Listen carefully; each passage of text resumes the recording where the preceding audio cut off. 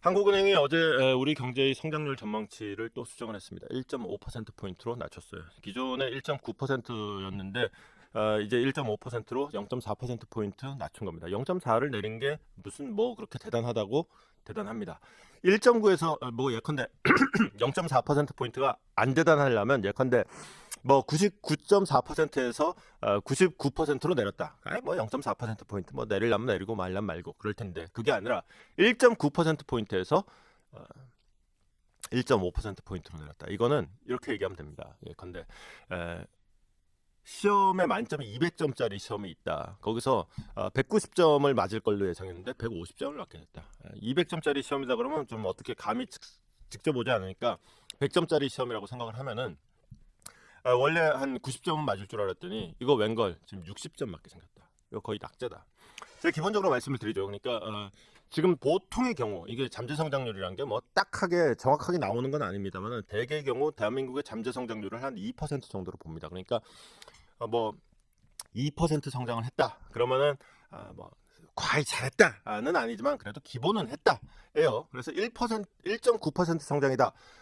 그러면은 이런 거예요. 시험 망친 거예요. 예컨대 이번에 뭐 몇 월 모의고사를 봤는데 1.9%가 나왔다. 그러면 아이고 실력 발휘 못했네. 이렇게 되는 거예요. 근데 이게 1.5%가 되면 실력 발휘를 못한 정도가 아니라 아예 개판을 지겨놓은 거예요. 그러니까 뭐 모의고사 성적상으로 예컨대 뭐 서울대 갈 만한 학생이 이거는 뭐 서울 안에 있는 대학도 못 가게 생겼다. 이건 서울 안에 있는 대학이 아니라 아예 그냥 대학을 못 가게 생겼다. 같은 성적표를 받은 셈이다. 라고까지 얘기할 수 있는 이런 심각한 상황이라는 겁니다. 요거 이 그래프를 잠깐 좀 커서 보면은 참 마음이 아픈 부분이요. 불과 1년 전만 하더라도 2.3%였어요. 제가 지금 기준점을 2%로 잡고 말씀을 드리고 있죠. 그러니까 2.3%다 그러면은 나쁘지 않아요. 그 정도면은 어이구 이번에 우리 아들 시험 잘 봤네 정도의 얘기를 들을 수 있는 거였고, 그 다음에 이제 작년 뭐 여름, 봄, 여름 정도까지만 하더라도 2.1% 정도면은 그래도 실력 발휘는 제대로 하고 있다 정도까지 얘기는 들었단 말이에요. 그러다가 이제 작년 11월부터 급격하게 분위기가 안 좋아지기 시작하더니만은 급기야 이제 완전히 말아먹었다. 가 된 것인데, 자 진짜 문제는 단지 이 시험을 망쳤다가 문제가 아니에요. 내가 실력이 좋은데 이번에 컨디션이 안 좋았어. 간밤에 잠을 못 자가지고 내지는 시험 전날 갑자기 감기 몸살이 걸려가지고 이 학교를 가는데 갑자기 차가 막혀가지고 내지는 뭐 버스가 안 와서 내 학교까지 뛰어가다 늦었지 뭐 이런 이유로 시험을 망쳤다면 모르겠는데 이창용 한국은행 총재의 진단은 다릅니다. 이게 우리의 실력이 답니다. 간밤에 잠 못 잔 거 핑계 댈 거 없고 그거 핑계 안 되고 엄마 아빠가 부부싸움해서 공부 못한 거 핑계 안 되고 네가 실력이 이거밖에 안 된다. 이게 진짜로 심각하게 받아들여야 되고 마음 아프게 받아들여야 되는 겁니다. 얘가 맨날 엄마 아빠 부부싸움 해요 못 살겠어요 이 핑계 대다가 그냥 그 핑계는 상시 변수인데 그 핑계만 맨날 대다가 공부 안 하고는 그냥 아예 공부 못한 학생이 돼버렸다 라는 뜻인 거죠. 문제는 이걸로 끝나지 않아요. 자 이제 외부 변수까지 있습니다. 이제 밖에서 이제 우리 집안도 지금 이미 부부싸움 하느라고 난리가 났는데 밖에서 강도까지 들었네. 아이고 두야 1.4가 아니라 1.5가 아니라 1.4% 성장까지도 가능하다. 더 떨어진다. 그럼 어떻게 하느냐? 지금 이게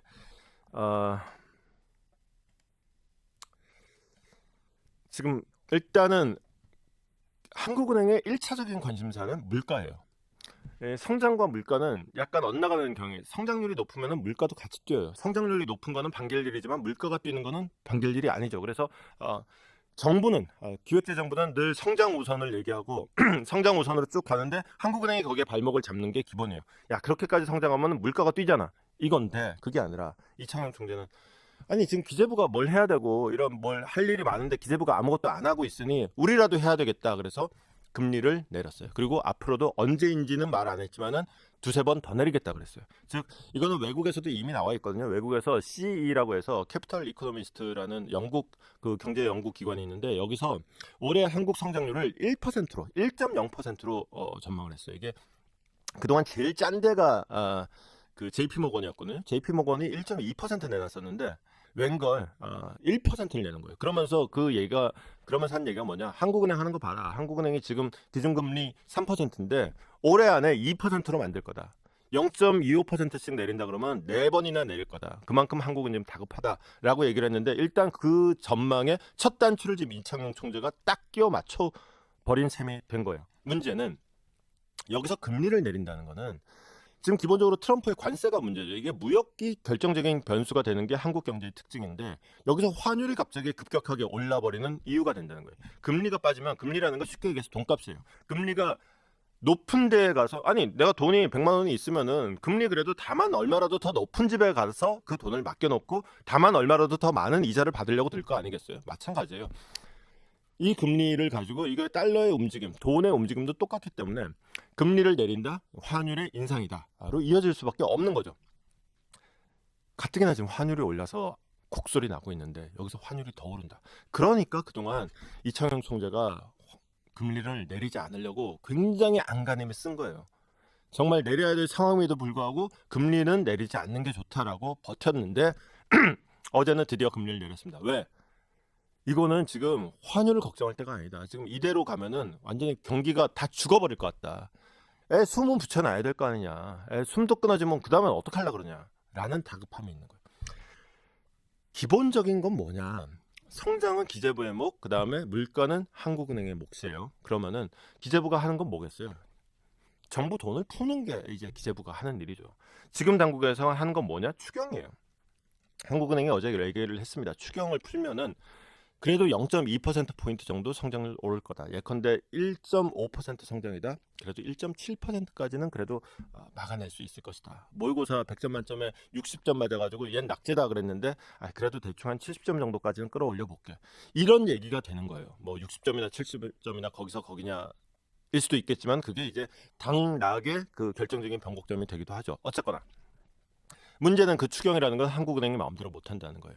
이거는 정부가 추경을 내든지 아니면 어쨌거나 국회에서 땅땅땅 쳐줘야 되는데 이놈의 국회는 작년 연말에 야당이 마음대로 그냥 몇 조 원이나 감액해가지고는 통과시켜놓고는 이거 일단 기본적으로 빵꾸예요. 이 빵꾸 메우기 위해서라도 추경을 해야 되는데 그놈의 추경은 지금 몇 달 지나도록 지금 하자 말만 하고는 지금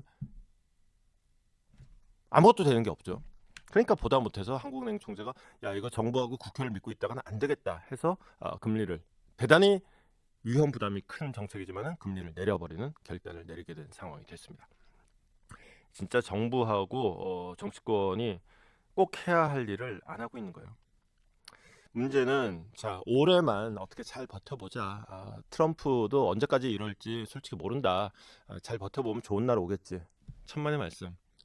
올해가 문제가 아니다. 10년 후가 더 문제다. 우리 10년 동안에 새로운 성장 동력을 개발해내지 못했다. 10년 동안 신산업이라는 게 없었다. 지난 10년 동안 우리 경제도 도대체 뭐 한 거니? 우리가 이제 그 70년대 개발이라는 게 있었고요. 그 다음에 이제 80년대를 지나가면서 약간 조정이 있었고 90년대 이제 외환위기라는 걸로 크게 이제 그동안의 논리가 다 깨지죠. 근데 그 이후에 이제 그 90년대 세계화라는 게 있었고 그 다음에 2000년대 들어서자마자 이제 산업화는 늦었어도 정보화는 앞서 나가자. 그래가지고 IT 붐이 일었고 그 IT를 가지고 사실은 지금까지 해먹고 산 거 아니겠어요? 그건 세계 경제가 다 마찬가지입니다. 우리가 거기서 좀 더 한 발짝이라도 앞서 나갔기 때문에 여기까지 있었는데 그 이후의 세계, 예컨대 지금 AI의 세계인데 AI 세계에서 우리는 마냥 뒤쳐져 있다. AI를 하기 위해서 필요한 제반 산업들, 반도체니 무슨 또 소형 모듈 원전이니 이런 등등에서도 우리는 다 뒤쳐져 있다. 아니 뭐 바이오 이런 거 있잖아요. 바이오 좋은데 예컨대 삼성만 놓고 보면은 바이오의 매출이 5조예요. 삼성전자의 이익이 5조가 되면은 어닝 좋고 왜 이렇게 돈 못 벌었어? 그럼 난리가 나요. 매출이 5조면 5조인 사업을 가지고 지금 저기 영업이익 5조인 사업하고 지금 비교를 하면은 안 되는 거죠. 그러니까 뭔가 이제 새로운 사업 발굴에 실패하고 있다. 지난 10년간 우리 대한민국을 이끌었던 사람들 누구누구 이름을 거명할 거 없이 진짜로 하나같이 다 반성해야 됩니다. 앞으로 10년은 어떻게 할지 지금 우리한테 주어진 숙제가 심각하게 큽니다.